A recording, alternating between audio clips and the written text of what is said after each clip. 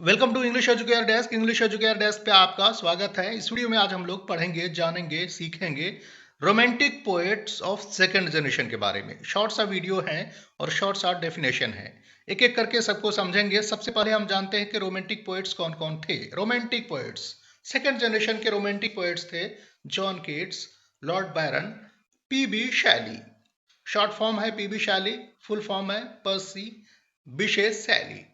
एक एक करके सबको समझते हैं। सबसे पहले हम जानते हैं पीबी शैली के बारे में। देखिए, पीबी शैली, पर्सी बिशे शैली सेकेंड जनरेशन रोमांटिक पोएट थे। उनकी पैदाइश 4 अगस्त 1792 में यूनाइटेड किंगडम में हुई थी और उनकी मौत 8 जुलाई 1822 में 29 साल तक जिए थे। इटली में इनकी मौत हुई थी। अच्छा, कुछ और जानते हैं रोमांटिक पोएट पीबी शैली के बारे में। देखिए, पीबी शैली, पर्सी बिशे शैली, इनकी जो पोइट्री हुआ करती थी लव, मैरिज और पॉलिटिक्स पर।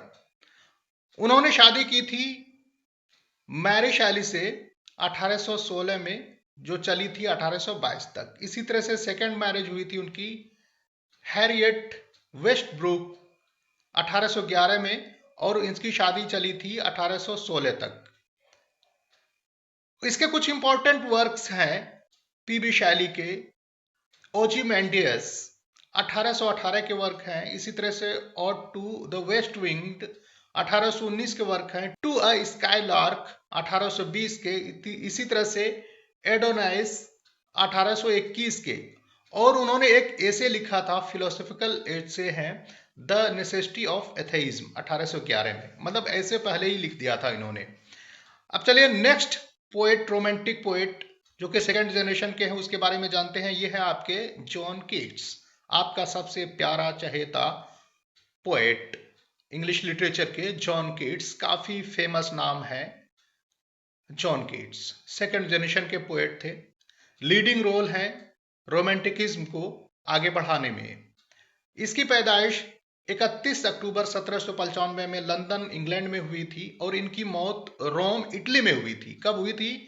23 फरवरी 1821 में। बहुत ही कम जिए थे ये जिंदगी, लेकिन इनके कारनामे काफी हैं इंग्लिश लिटरेचर में।